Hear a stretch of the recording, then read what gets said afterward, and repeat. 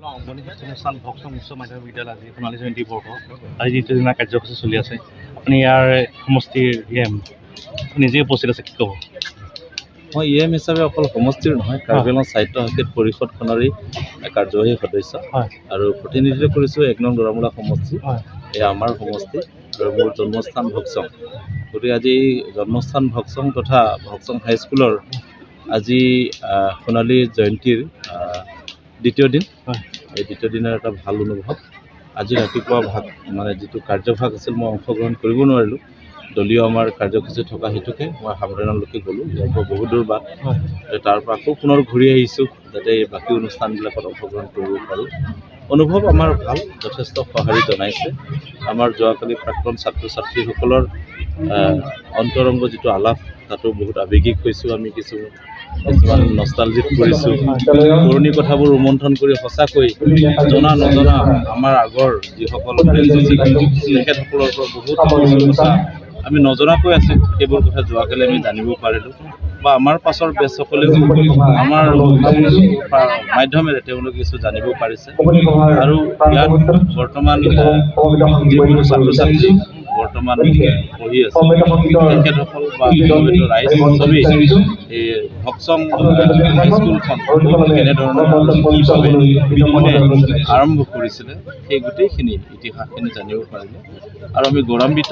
মই যোৱাকালি মূল পতাকা উত্তোলক হিচাপে পতাকা উত্তোলনৰ সময়ত মই এটা কথা আহ্বান কৰিছোঁ, যিহেতুকে আমি যোৱা চিলভাৰ জুবিলি আমি ইয়াত পালন কৰিব নোৱাৰিলোঁ, বিভিন্ন কাৰণবশতঃ হয়তো হ'ব পাৰে, কিন্তু এইবাৰ ঈশ্বৰৰ কৃপাত, নেদেখাজনৰ কৃপাত আৰু বিশেষকৈ কাৰ্বি আংলং সাহিত্য সংগীত পৰিষদৰ মুখ্য কাৰ্যবাহী সদস্য ডক্টৰ তুলিৰাম ৰমহাং ছাৰৰ সহযোগিতা থকাৰ হেতুকে আমি এইবাৰ সোণালী জয়ন্তীৰ এই বৰ্ষটি উদযাপন কৰিবলৈ সক্ষম হৈছোঁ। তেখেতক এই চেগতে আমি ধন্যবাদ দিছোঁ আৰু আহি থকা নৱপ্ৰজন্মকো এই কথা আহ্বান কৰিছোঁ যাতে আমি ৭৫ বছৰৰ যিটো আমাৰ হীৰক জয়ন্তী হ'ব, হীৰক জয়ন্তী ইয়াতকৈ উৎসৱ মুখৰ লগতে গাম্ভীৰ্যপূৰ্ণ এটা পৰিৱেশেৰে যাতে এনেধৰণৰ জয়ন্তীবোৰ উদযাপন কৰে, তাৰ বাবে ঈশ্বৰৰ ওচৰত প্ৰাৰ্থনা জনাইছোঁ। আৰু এইখন শিক্ষানুষ্ঠানৰ পৰা বহুত গৌৰৱময় কিছু আমাৰ ছাত্ৰ ছাত্ৰীসকলে ইতিমধ্যে বুটলিছে, আমাৰ অঞ্চলৰ সুনাম আনিছে। তেখেতসকলে উচ্চ শিক্ষিত হৈ পেলাই বিভিন্ন চৰকাৰী বিভাগৰ পদবীত অধিষ্ঠিত হৈছে আৰু এখন শিক্ষানুষ্ঠানৰ পঢ়ি আৰু এখন শিক্ষানুষ্ঠানত শিক্ষকতা কৰি অধ্যক্ষ হোৱাৰ উদাহৰণ আছে। গতিকে আমাৰ খুব ভাল অনুভৱ। যি অভাৱ, এইখিনি অভাৱ যিহেতুকে আজি ৫০ বছৰ আগত যি অভাৱটো অনুভৱ কৰিছিল সভাপতি স্বৰ্গীয় মতিৰাম তাৰু আৰু সাধাৰণ সম্পাদক অঞ্জন চৰণদেৱ আৰু তেখেতসকলৰ সহযোগীসকল, তেখেতসকলে এই অনুভৱটো তেওঁলোকে তেতিয়াই অনুভৱ কৰিছিল। এই মহানুভৱতাক সঁচাকৈ আমি কোটি কোটি প্ৰণাম জনাইছোঁ।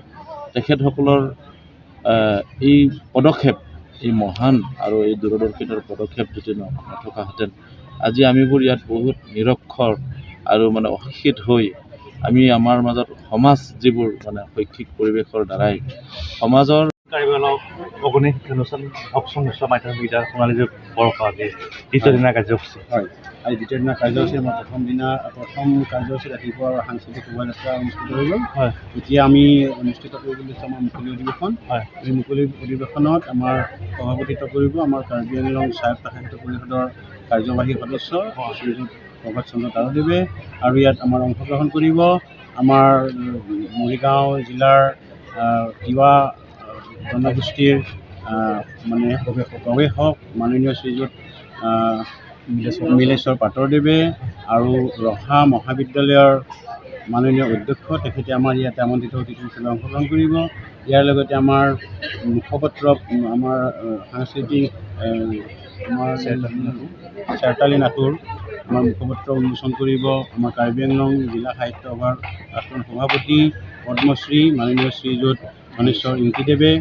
ইয়াৰ লগতে আমাৰ আজি এই অনুষ্ঠানত উপস্থিত থাকিব আমাৰ কাৰ্বি আংলং সাহিত্য পৰিষদৰ মুখ্য কাৰ্যবাহী সদস্য মাননীয় শ্ৰীযুত তুলিৰাম ৰমহাংদেৱ আৰু বুটহাংছু বিধানসভা সমষ্টিৰ স্থানীয় বিধায়ক মাননীয় শ্ৰীযুত ৰূপ সিং কাৰণদেৱ। আকৌ সন্ধিয়ালৈ আমাৰ সাংস্কৃতিক অনুষ্ঠান আছে, সাংস্কৃতিক অনুষ্ঠান পৰিৱেশন কৰিব আমাৰ বিশিষ্ট গায়িকা ভৰদ্বাজ এনেকৈ আমাৰ আজি এই অনুষ্ঠানটো আজি ৰাতিপুৱা যি বাৰে ভনীয়া সাংস্কৃতিক এটা শোভাযাত্ৰা ওলোৱা হ'ল হয়। বিদ্যালয়ৰ পৰা এটা হয়। সুন্দৰ সাংস্কৃতিক শোভাযাত্ৰা। হয়, আমি ভবা ধৰণে অনুষ্ঠিত হৈছে। ইয়াত বহুতো জনগোষ্ঠীয় আমাৰ বড়ো, তিৱা, কাৰ্বি, বেংগলী, তাৰপিছত যি আমাৰ মুছলিম, সকলো জাতি বৰ্ণ নিৰ্বিশেষে সকলোৱে আমাক ইয়াতে সহযোগ কৰিছে। বিভিন্ন গীত মাত পৰিৱেশন কৰিছে ইয়াতে। তাকে আপোনাৰ যিখন শিক্ষানুষ্ঠান পশ্চিম কাৰ্বি আংলঙৰ এই বৃহত্তৰ অঞ্চলত বক্সং উচ্চ মাধ্যমিক বিদ্যালয় মানে শিক্ষাৰ ক্ষেত্ৰত এটা অগ্ৰণী ভূমিকা বহন কৰিছে। হয়, শিক্ষাৰ ক্ষেত্ৰত আমাৰ ইয়াতে আজি বহু এলেকা জুৰি প্ৰায় 30 কিলোমিটাৰ ৰেডিয়াছত আমাৰ এইখনে একমাত্ৰ অনুষ্ঠান উচ্চতৰ মাধ্যমিক বিদ্যালয়। ইয়াত বহু দূৰ দূৰণিৰ পৰা ছাত্ৰ ছাত্ৰী ইয়ালৈ পঢ়িবলৈ আহে। যিহেতুকে আমাৰ পাহাৰ অঞ্চল, গতিকে বহু দূৰৰ পৰা ল'ৰা ছোৱালী ইয়ালৈ আহে। আমাৰ ইয়াত প্ৰায় ছাত্ৰ ছাত্ৰী 600ৰ ওপৰত 624জন ল'ৰা ছোৱালী আছে।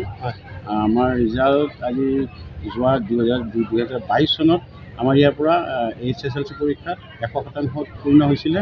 যোৱা বছৰ আমাৰ 97% উত্তীৰ্ণ হৈছে মেট্ৰিক পৰীক্ষাত। ঠিক তেনেকৈ হায়াৰ ছেকেণ্ডেৰীটো আমাৰ পৰীক্ষাৰ ফলাফল ভালে। আমাৰ যিহেতুকে হায়াৰ ছেকেণ্ডেৰী ল'ৰা ছোৱালীবিলাক আমাৰ বিভিন্ন দূৰ দূৰণিৰ পৰা আহিবলগীয়া হয়। গতিকে তেখেতৰ তেওঁলোকৰ ৰিজাল্টৰ ক্ষেত্ৰতো আমাৰ সন্তোষজনক। ধন্যবাদ।